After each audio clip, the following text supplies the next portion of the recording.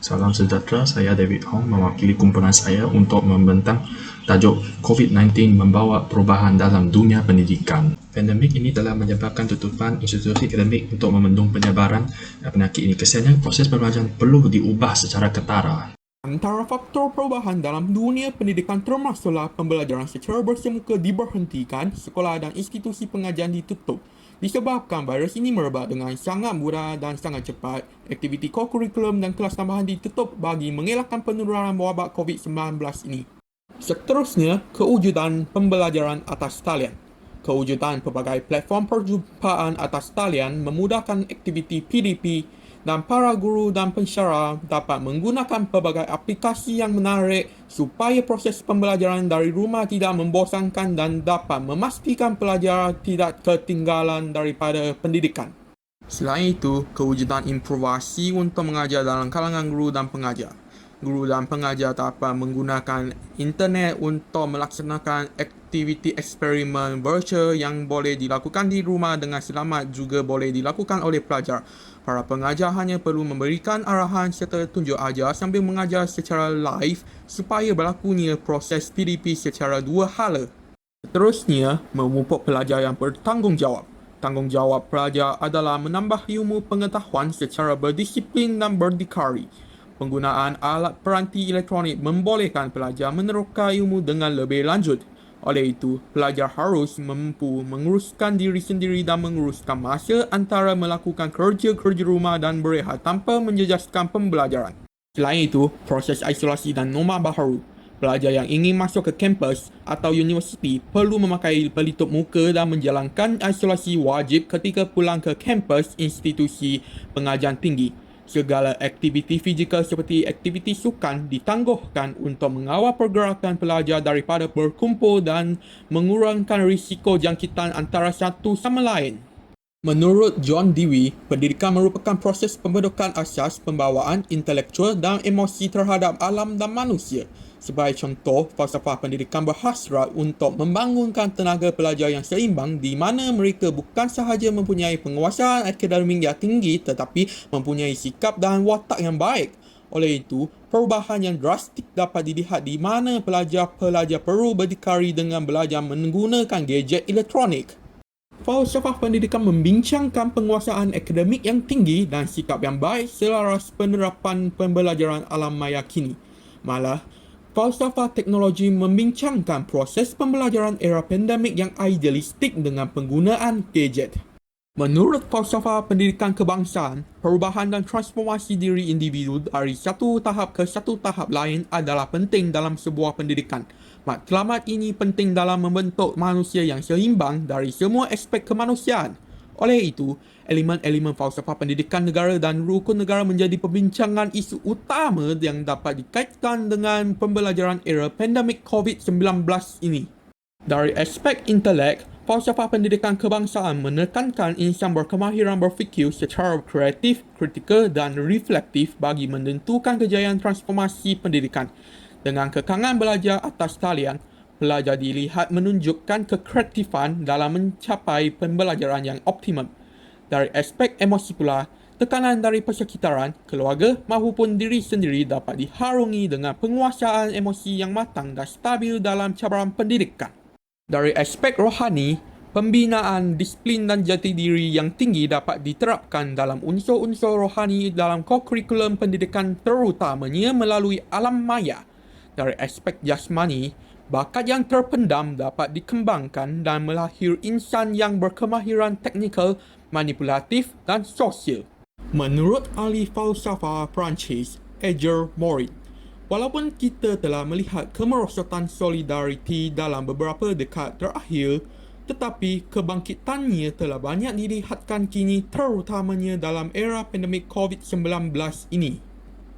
Meminjam istilah ahli falsafah Maghribi, Muhammad Abed Al-Jabri, terdapat dua corak pemikiran yang saling bertembung iaitu Al-Bayan, penjelasan dan Al-Burhan, pembuktian.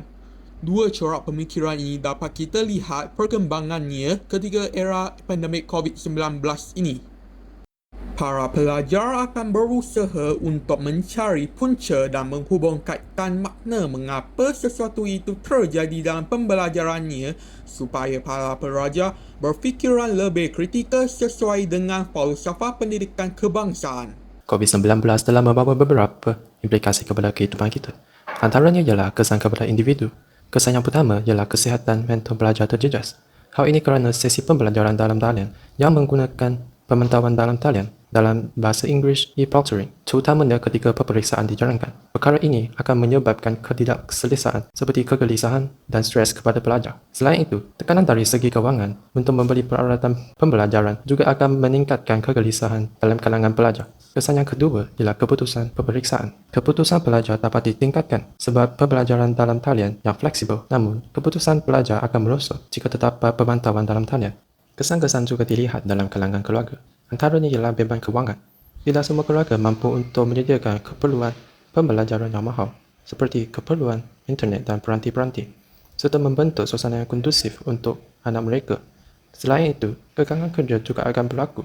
Ibu bapa yang bekerja dari rumah perlu memberi bimbingan kepada pelajaran anak-anak mereka. Jadi, ibu bapa tidak dapat menumpu perhatian kepada kerja masing-masing. Di samping itu, implikasi kepada masyarakat ialah isu integriti akademik. Masalah integriti akademik disebabkan penguatkuasaan pemeriksaan dalam talian yang terhad, kekurangan bantuan, masalah teknologi, kewujudan penipu kontrak, polisi yang kurang jelas, dan tekanan sosial dan kewangan. Dengan pemantauan yang terhad, pelajar akan mengambil kesempatan untuk meniru dengan bantuan rakan-rakan atau pihak ketiga seperti penipu kontrak semasa menjalankan peperiksaan, kuis, kerja rumah dan sebagainya. Kekurangan bantuan dari segi maklumat dan teknologi akan menggalakkan pelakuan plagiat.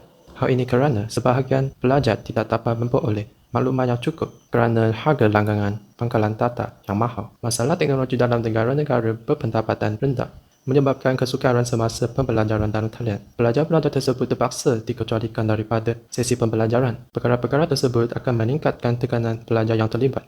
Maka, mereka mencenderung untuk menipu semasa peperiksaan. COVID-19 juga meningkat kadar pengangguran dalam kalangan graduan baru. Jadi, mereka akan bergraduasi dalam keadaan yang kurang baik dari segi ekonomi disebabkan oleh kebanyakan usahawan mengalami krisis kewangan yang dipengaruhi oleh pandemik tersebut.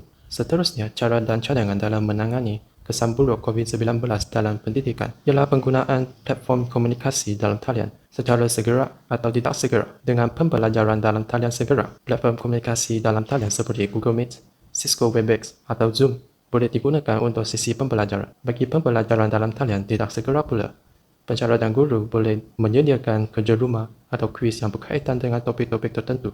Cadangan yang lain ialah ahli keluarga boleh memberi sokongan dan dorongan kepada pelajar.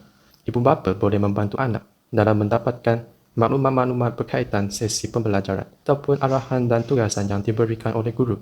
Ibu bapa juga perlu menstruktur semula kewangan keluarga dengan memperuntukkan perbelanjaan untuk peranti dan bil internet. Selain itu, pihak institusi pendidikan perlu memain peranan sebagai barisan pertama. Penangguhan sesi pembelajaran akibat pandemik menjejaskan pelan pembelajaran. Oleh itu, langkah-langkah yang proaktif dan selamat perlu dilakukan. Proses isolasi perlu dilakukan untuk menjamin keselamatan setiap mahasiswa dan pihak universiti yang terlibat supaya dapat membentang penularan virus COVID-19. Selain daripada itu, pihak universiti harus menyalurkan bantuan kepada pelajar-pelajar yang terjejas akibat pandemik ini. Sebagai contoh, agihan makanan, sumbangan barang keperluan dan akses internet yang cukup untuk meringankan beban para mahasiswa. Institusi pengajian perlu menawarkan beberapa kursus jangka pendek mengenai cara penggunaan pakej software atau platform internet dalam konteks pembelajaran. Sebagai contoh, Kementerian Pendidikan Malaysia boleh menyediakan kursus penggunaan Microsoft Word, Excel dan PowerPoint khas kepada pelajar-pelajar yang berdalaman atau sekolah seni dan kemanusiaan. Maka, proses penyesuaian dalam melaksanakan kerja khusus boleh dipercepatkan. Pihak institusi pengajian tinggi juga boleh menyediakan fleksibiliti kepada para siswa. Pelajar-pelajar akan diberi pilihan untuk memilih pensyarah mengikut kesesuaian masing-masing. Sebagai contoh, pelajar yang menghadapi masalah internet boleh memilih pensyarah yang menggunakan kaedah tidak segera atau asynchronous. Semua cadangan atau langkah yang dikemukakan bukan sahaja untuk mengatasi isu kesal, malah untuk memastikan anak-anak menerima pendidikan yang berkualiti melalui digital atau alam maya semasa pandemik ini. Oleh itu, kerjasama holistik daripada semua pihak diperlukan supaya tindakan dapat dilaksanakan dengan cepat.